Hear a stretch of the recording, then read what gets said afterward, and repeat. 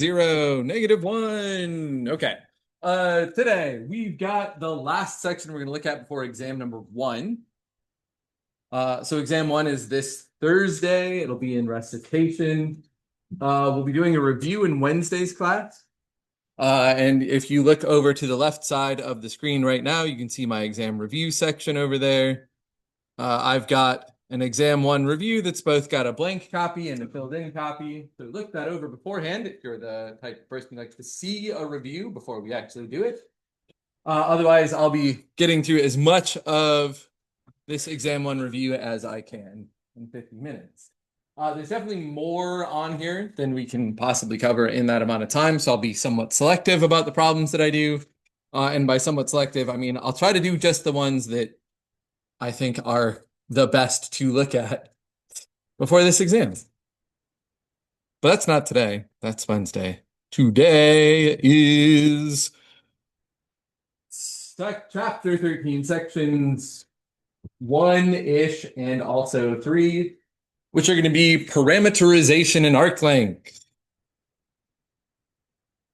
So, to hit a quick lightning review of some things. We did a bit with parameterization already, but we're going to try to focus on that a bit more. So we found tangent vectors already. That was last Friday. Tangent vector we found just by taking the derivative of a vector function, just each derivative right down the line. So the tangent line differs from the tangent vector in that it describes a complete line instead of just the direction of that tangent vector.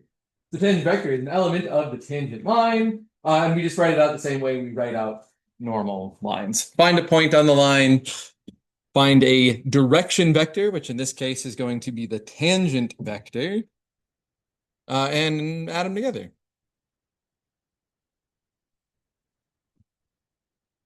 So to begin some of our parameterizations, we'll look at finding where some curve and a surface intersect. Notice that one of those is a vector function, while the other is a scalar function. That's totally fine. We can describe objects in 3 space either way. But if I want to figure out where these things intersect, I should just plug one into the other. So my vector function has each of its component functions, one for x, one for y, one for z. Just write down the line. And if I wanted to intersect that other surface, I should just plug those component functions in for x, y, and z and solve it for t. Just remember that when you're done, t is the time at which the curves intersect rather than specific places. So you have to just take that value and plug it back in to find your x, y, and z points. So going with that method one more time, this time with 2 vector functions, trying to figure out where they intersect. Again, intersection is going to be when the 2 elements are equal to each other. So anytime I'm looking for intersection, I want to set things equal to each other. And if I have 2 vector functions, I'll set each of their component functions equal to each other. Then I'm solving a system of 3 equations with 2 unknowns. So solve that out, whichever way looks easiest. Since there are the 3 equations with only 2 unknowns, one of them is just going to be a check function. So you could solve it with just the 2 equations. But then you have to go check it against the third to make sure that it actually works. Which, when I did it, I found that they did.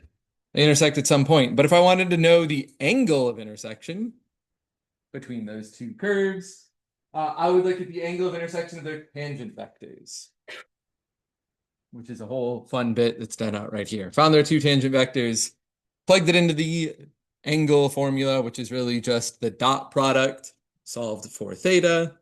And because I'm looking for the intersection between 2 lines, I'll take their absolute value, or the absolute value of the dot product, because I want that answer to come out acute. So between 0 and 90 degrees.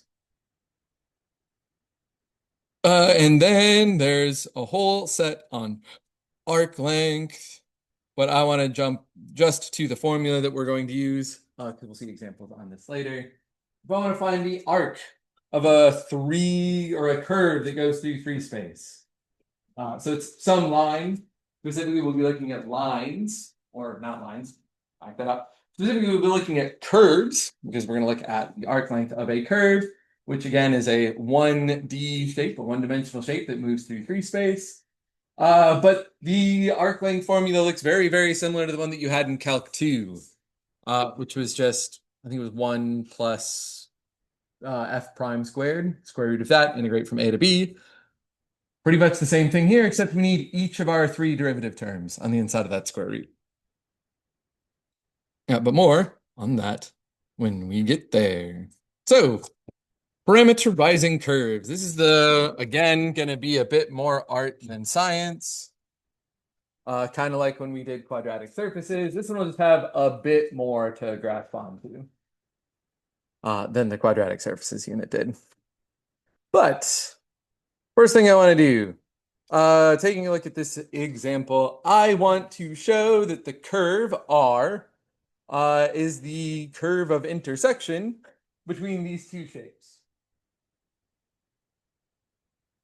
And in order to do that, in order to show that that vector function R is the curve of intersection between the two, I just want to plug it in and verify that that curve is on both surfaces. If the curve is on both surfaces, it will be their intersection curve. So I'll take my pieces one at a time and plug them in. In the one hand, I'll have 4 equals 2 cosine t squared plus 2 sine t squared. That's just my first equation. Right, the 4 equals x squared plus y squared with x and y plugged in. X and y being 2 cosine t and 2 sine t. If I square that stuff out, there's going to be a factor of 4 that I can bring out, leaving with a cosine squared plus sine squared. And if it's been a minute since your trigonometry course, you might want to recall that cosine squared plus sine squared is equal to 1, as long as their input angles are the same.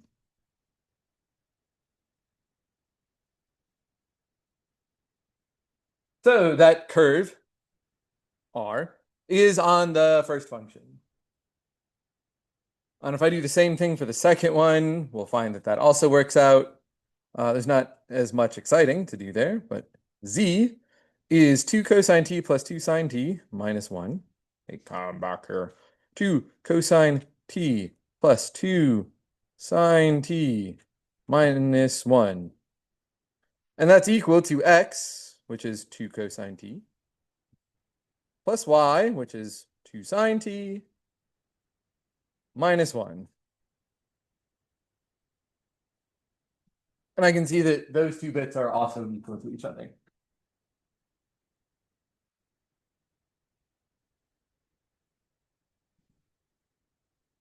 So I've got a z and a z. Highlight those two elements are the same. So saw my curve was on both of those two surfaces. So it's the curve of intersection. But if you're looking ahead, back that up a little bit so I can have both parts on screen. Say somebody else said that I think the curve of intersection is this vector function, 2, 0, 1. And we have to argue about whether or not that person's correct or not. One of the things that's worth noticing about that point, 2, 0, 1, is that if I perform the exact same check, which was plugging it into each of my two surfaces, I get 4 is equal to 2 squared plus 0 squared, which is 4. I'd also get 2 plus 0 minus, nope, try that one more time. Yeah. Would also get 1 equals 2 plus 0 minus 1. There we go. And both of those pass the exact same check we just did.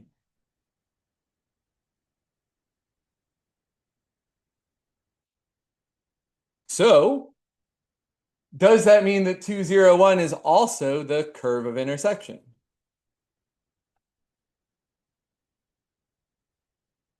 Because we did the same check, it still worked.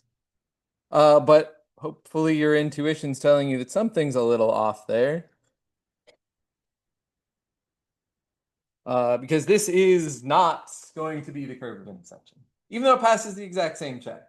In fact, what we've found here is that is just a single point that's on the curve of intersection, right? Our curve is going to be made up of an infinite number of points because it's effectively just a line that's curving through 3 space. So it's made up of an infinite number of these points that I could go and collect. So the curve of intersection needs to be, all of them, unless, of course, they just intersect at a single point. But these two things are going to intersect at more than that. So for arguing why this thing isn't, I would say that this is a single point.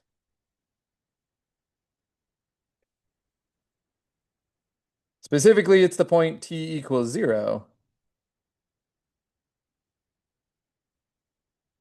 on the curve of intersection. On the curve of intersection. There we go.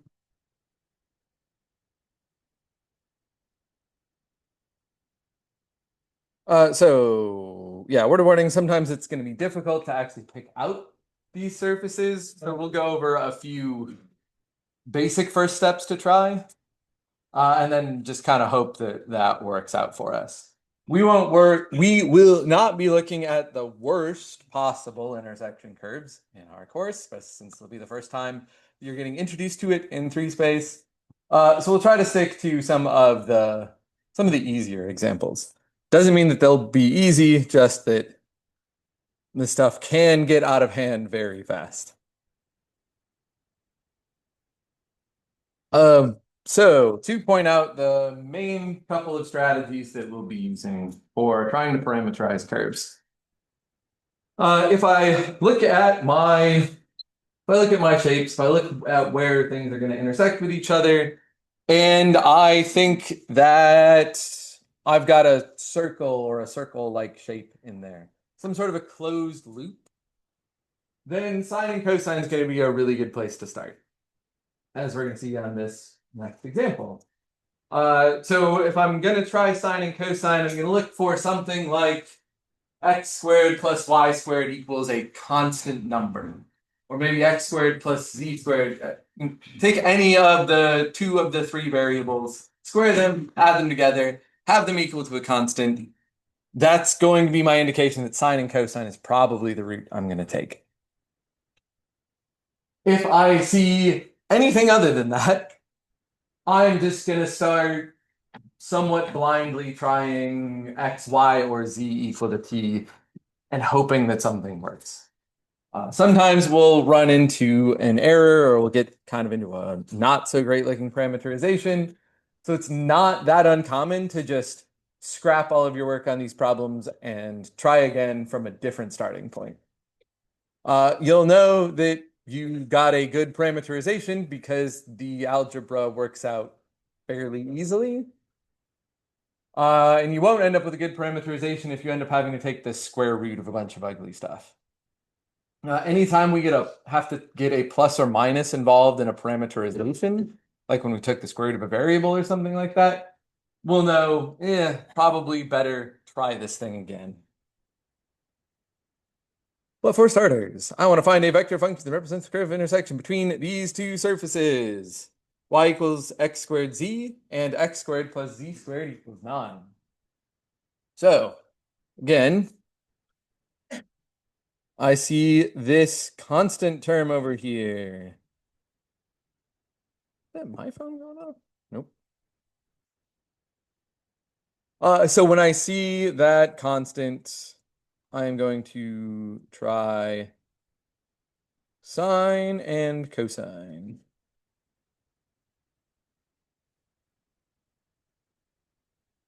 I mean, also specifically, it's because it's the 2 square terms added up to a constant. But I digress. So let's come over and assign those variables. How about z equals 3 cosine t, and then x equals, hey, stop that. X equals 3 sine t. And then I can just plug those into my other equation, x squared times z. So that looks like 3 sine squared, 3 sine t, then squared, times 3 cosine t.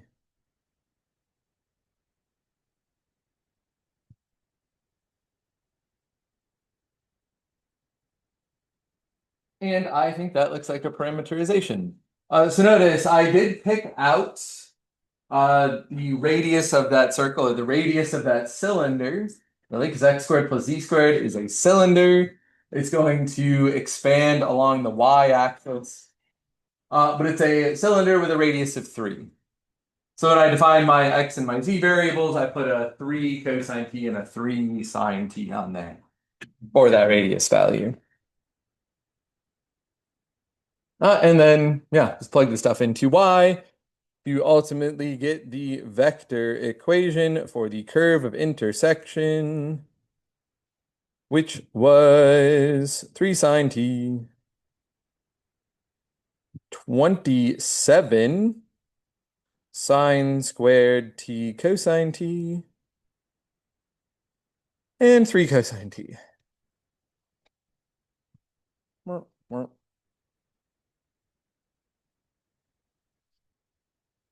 Now, if you were doing this maybe the most natural way that tends to show up, or if you're looking at my work and thinking, hey, I got something different, that wouldn't surprise me on these problems. Because parameterizations are not unique. There can be more than one curve that parameterizes the same intersection. So if you wanted to argue that 3 cosine t, 27 cosine squared times sine t times 3 sine t, you got that curve of intersection. Congratulations, you are also correct.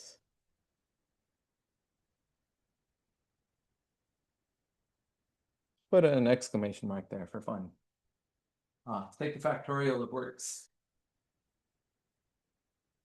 So I started by saying that z was going to be 3 cosine t, and then x was 3 sine t. If you started the reverse of that, maybe you wanted to claim x is going to be 3 cosine t, and then z is 3 sine t, also going to be totally fine. They'll parameterize the same curve. So you can start from either direction.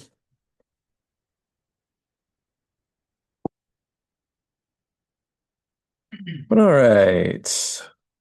So next up, a set of parametric equations that represent the curve of intersection. Z equals square root x squared plus y squared, and z equals 1 plus y. This one's going to be a bit trickier than the last one. I can see it already. So I do have another x squared plus y squared that shows up. Right, that's on the inside of that square root. But since I don't have that equal to a constant value, I have it instead equal to a variable. Right, I've got x squared plus y squared, I guess sort of equals z squared. Because it's equal to a variable instead of a constant, I'm not thinking that sine and cosine are going to be my best choice this time. Doesn't mean for sure it's not going to work, but my intuition tells me not to try sine and cosine on this one. I want it specifically equal to a constant value when I bring out sine and cosine. So instead of that, I'm going to look for something slightly different. In particular, the element that I see here is that both of these equations are equal to z, which means I could set them equal to each other. So 1 plus y. I know it's equal to z, but I also know that the square roots, well, come back here, of x squared plus y squared is equal to z.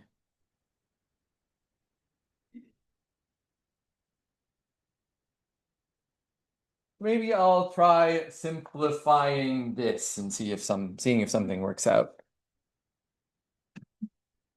So if I do that, I'm gonna square both sides. 1 plus y.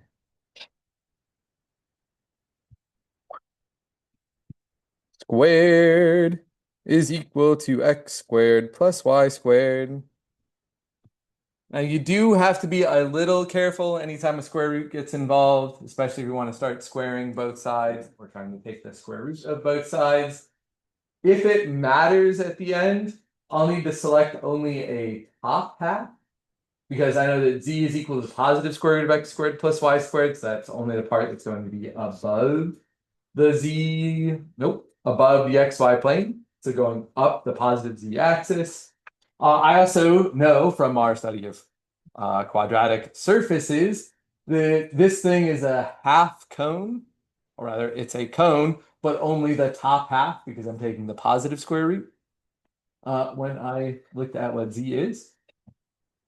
So occasionally you've got to be careful when paying attention when dealing with, again, square roots or squaring both sides. But let's just burn that bridge when we get to it.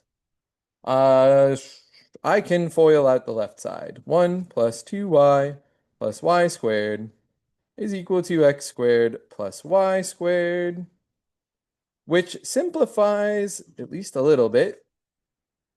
Give me 1 plus 2y is equal to x squared.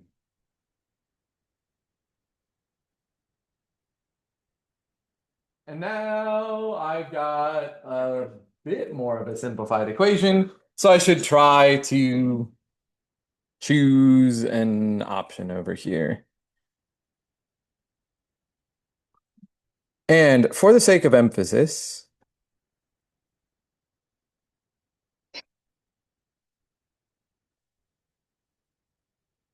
I'm going to try setting y equal to t. Right, I've got my two choices. Maybe I think y looks a little bit more simple than x. So I'm going to try that. Letting y equal t. If I do that, I'm going to get 1 plus 2t is equal to x squared. Now I need to solve this thing for x, which means taking a square root of both sides.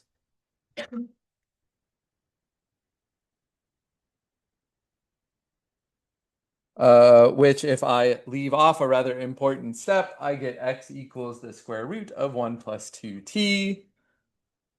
But the part that I'm missing here is that if I'm going to take the square root of a variable, I need a plus or minus attached to that answer. Right, so the surface expressed by 1 plus 2y equals x squared has a left and a right side to it. Tried to write that out as a function of t for x, I end up with plus or minus, which means that my parametric equation now needs to branch into two paths. And that's not very nice for parameterization. Most of the reason we're parameterizing a surface is so that we don't have to deal with those two branching paths. We'd like just a single curve or just a curve that we can express with a single equation. So that plus or minus is not great. Not great. So I would get that far, and at this point decide I don't think y equals t was a good choice. Which means I am going to scrap all that work and try again. Rather than erasing it, I'm just going to move it off to the side so that we have at least one example of what it looks like if you don't do the right thing. Again, you're kind of just guessing at, oh, I think maybe Z equals T is a good choice, or maybe X equals T is a good choice. You try it, see if it works, and if it doesn't, you got to stay on your toes and get ready to switch to something else. So I'd make it that far before deciding my first choice was a bad choice. And go try again. If Y equals T didn't work, maybe X equals T will work.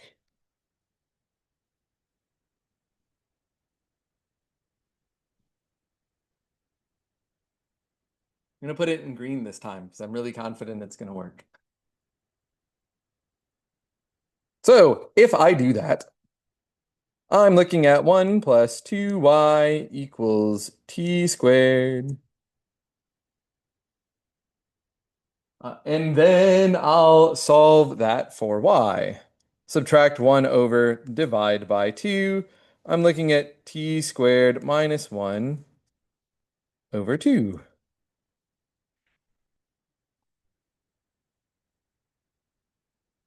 What am I trying to do here? Keep my equal sign lined up. So that looks fine so far. Right, not as simple as just x equals t, but it's not always going to be that simple. I didn't run into any problems here, though. I didn't have to take a square root of both sides. I don't get a weird plus or minus going on. So I'm going to say, all right, I think that's like an all right. So if that worked, I should go back and find z.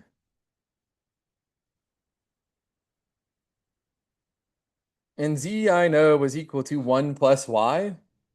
So I'll just go with the easiest option. I could also go back to z equals the square root of x squared plus y squared, but 1 plus y looks a lot easier to solve. So I'm going to try it that way.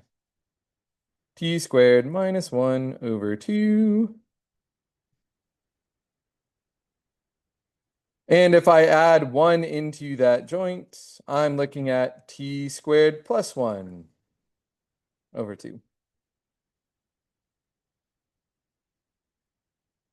Which again, no problems plugging that in. So I think that this is my parameterization. It's the one I'm going to run with. R of t is the vector equation t squared minus 1 over 2, and t squared plus 1 over 2.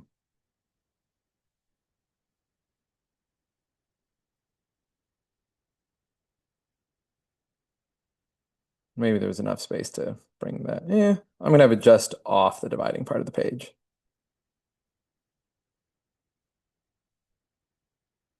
So that was everything I looked at for this parameterization. Again, not uncommon or even unexpected that your first attempt to parameterize a surface or parameterize a curve of intersection doesn't work out. Because again, until you get a sense of what kind of parameterization selection is actually going to work, you're kind of just doing these by trial and error. Hi. I was something that looks like a circle and you're more sure it's a circle, and then you do cosine and sine that ends up not being cosine. So the question was, if I could paraphrase, probably not gonna remember every single word there. Do I ever run into a parameterization where I'm sure it looks like a circle, and then I try sine and cosine for my parameterization, and then it doesn't work out? Probably in general, that can happen. Of course, there's a lot of interpretation there for what someone might think looks like a circle. So how many times does it happen to me? When I'm looking at surfaces in this class, every time I think something looks like a circle, sine and cosine have worked. But again, we are going to stick with parameterization examples that I think someone seeing a parameterization problem for the first time could reasonably solve. So for now, let's say if you think it looks like a circle, sine and cosine are going to work. That's a promise from me to you, kind of. If you get outside this class, all bets are off. But for at least the, hey, let's learn how to do this topic, we'll stick to relatively simple examples. Hi. So status gradient RT basically traces out the intersection between those two surfaces. Yeah, it does. Yep. So yeah, that for all values of t in the real numbers, I can find my x, y, and z points by using this equation. And if I stop to think about what this looks like for a second, I've got a plane that's shooting through the cone, and the result looks like it's fairly parabolic for that curve. Right, one of my variables is just a parameter, t, and then the other two equations are quadratic equations. They look like they are parabolas, which I think kind of makes sense. If you look at a cone and pass a plane through that cone, so that it doesn't form a closed loop, but instead kind of runs up the side of the cone forever, you'd be looking at a couple of parabolic shapes that go up there.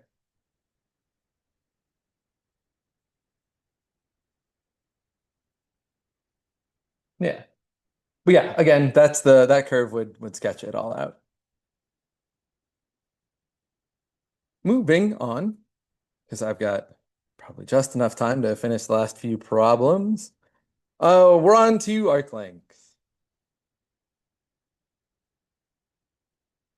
So I want to find the length of a curve that has that vector equation, that vector function, and I'm interested in the length of the curve between t equals 0 and 1. So to do that, I want to know the equation for arc length, which is x equals the integral from a to b of the magnitude of r prime of t dt. We looked at it briefly right at the beginning of class, so I figured I should write the formula down again right here. Which means if I want to find the arc length, my first step is finding a derivative and then taking an integral of some form of that derivative. So step 1, r prime of t is going to be 2, nope, try again, not 2 plus, 2t squared. Right, 3t squared over 3. I'll simplify to be just t squared. And I'll take that derivative term, move it slightly out of the way so it doesn't run into my other work, and integrate it. Or rather, plug it in. I'll integrate it after a few steps. It's going to be a little bit of a chore. So the integral, I'm going from 0 to 1 because that's what t goes between. I need the square root of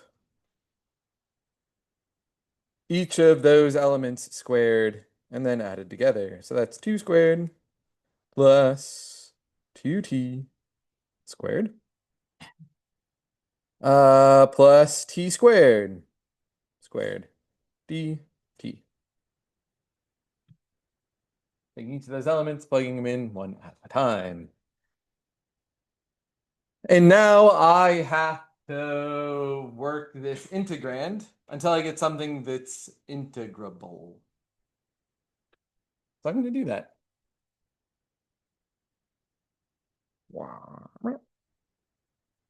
From 0 to 1 of the square root of 4 plus 4t squared plus t to the 4th power dt.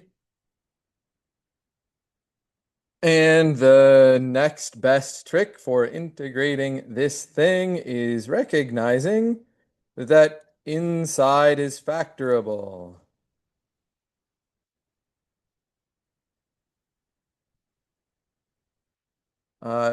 Specifically, 2 plus t squared dt. So then my final step before actually integrating might be to notice or to take the square root of that thing, which should be the absolute value of 2 plus t squared dt.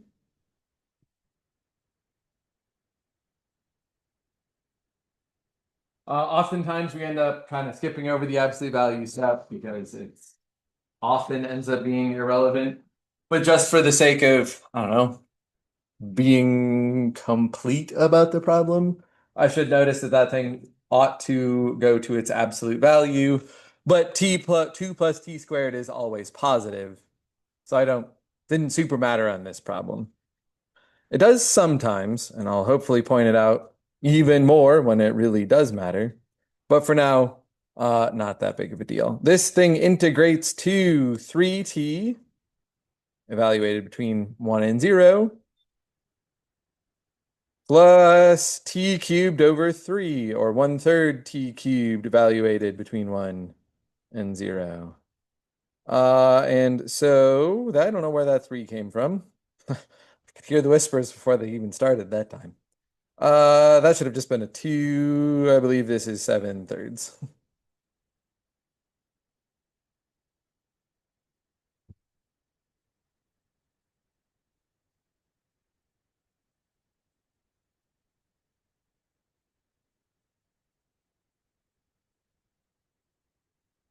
So these arc length problems can turn into some rather nasty integrals sometimes. So hopefully we'll work mostly with actually integrable functions by the time we plug some stuff in. Hi. Where does the 1 minus 0 come from? That is my evaluation of the integral between 1 and 0. Like this is 2t, so 2 times 1 minus 2 times 0, or 1 cubed and 0 cubed.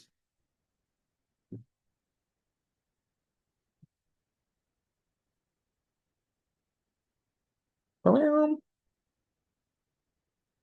right, let's try another one. And also hope that this thing is integrable. So I've got to find another derivative function, r prime of t. In this case, it's 0, 2t, 3t squared. This is going to look kind of similar to the last one, but maybe not all the way so much. So again, my arc length is going to be the integral from 0 to 2 this time. Can't believe I caught that on my first try. But hey, what do you know? This will be 0 plus 4t squared plus 9t to the 4th power dt.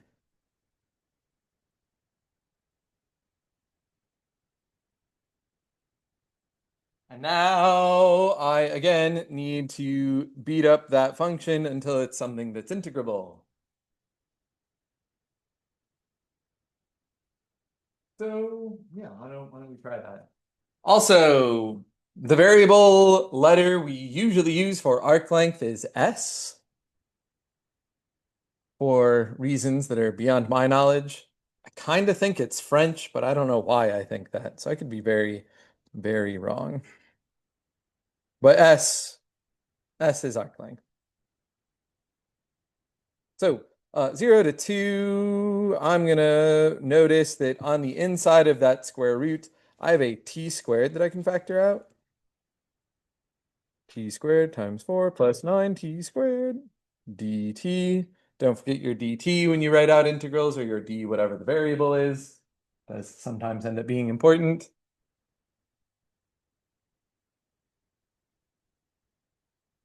And then some whispering going on.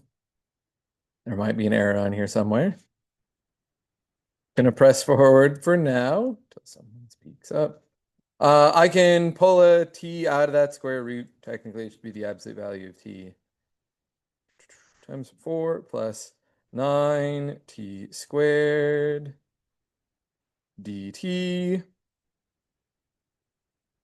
And now I get to try to integrate this thing. It's got a decent u substitution in there.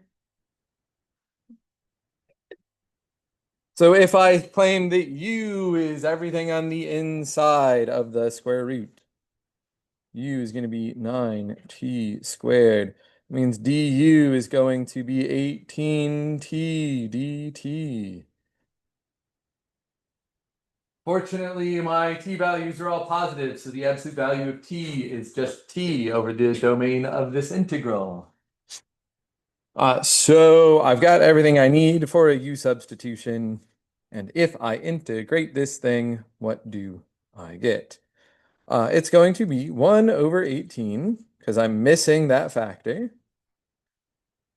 times 4 plus 9t squared. Used to be to the 1/2 power, so now it's going to be to the 3/2 power, since I need to add 1 to my power when I integrate something. And then divide by the new power. So divide by 3/2 or multiply by 2/3 and evaluate that thing between 0 and 2. Good. Integration by parts. Look at us go. We want to simplify this thing, at least a little bit. I'll call that, let's see, 2/3 times 1 over 18. I think that's 1 over 27. Times I need to evaluate t at 2 and at 0. If I plug in 2 for t squared is 4, times 9 is 36, plus 4 is 40 to the 3/2 power, minus, do the same thing but plug in 0. 0 squared is 0, times 9 is still 0, plus 4 is 4. 4 to the 3/2 would be 2 cubed or 8.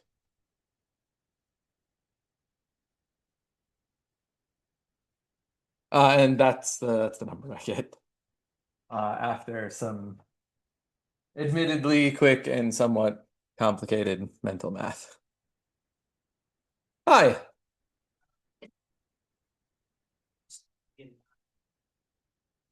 How come Eagle control? Yep. Yeah. And that like 1, aha, that I term would be 1 in the original vector function, right? In regular old R of t, it's 1. But when I take its derivative, the derivative of 1 is 0. And that's why, since it's the R prime stuff that goes on the inside of the square root, that x component didn't make it all the way to the end. Yeah. All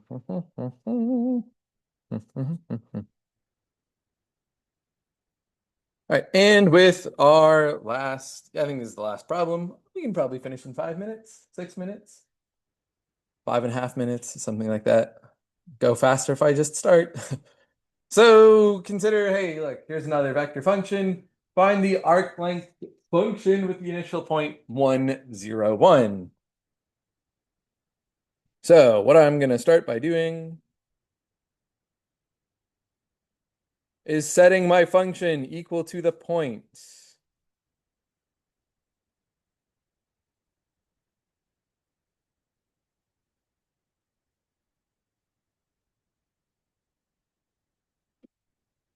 Right, because if I want to find this arc length, I need to know my bounds for the parameter, which is t. So I need to find the t value at the point 1, 0, 1. I think I can see pretty clearly here that t equals 0 out of each of those 3 equations.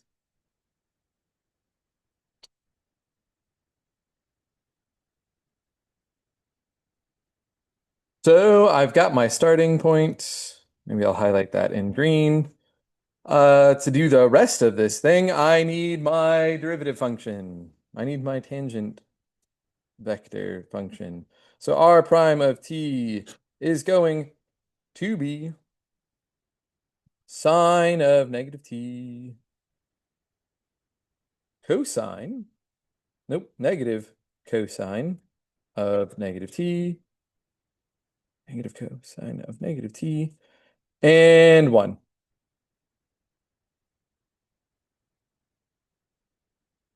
Go ahead and get when I plug all that stuff in. So then I need to throw that into an arc length formula where I'm going to integrate from 0 to t, because I'm interested in finding the arc length function instead of just the specific arc length. So I'm going to integrate up to a variable of this thing plugged in. So if I plug it all in,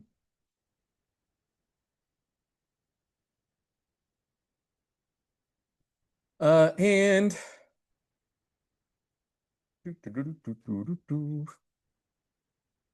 yeah, this will be fine.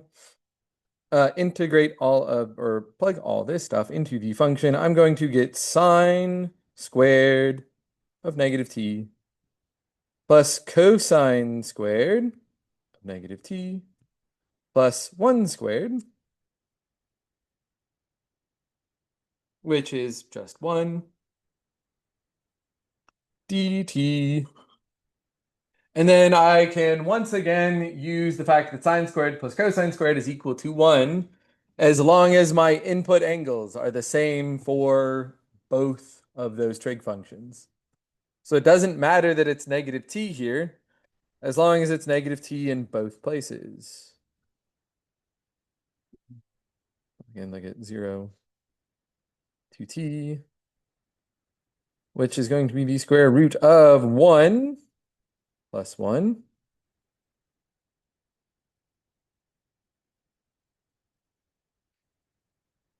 Again, using the fact that that is just equal to 1, sine squared plus cosine squared is 1. Slap a dt on the end because you don't want to forget that part. So this thing is simply the square root of 2 times t minus 0 when I evaluate those 2 points.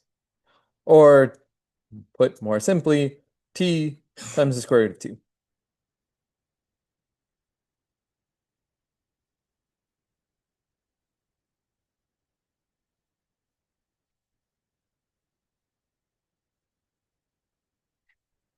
So in part B, I want to find the time at which a particle has traveled 7 units along the curve from our initial point, 1, 0, 1, in the positive direction.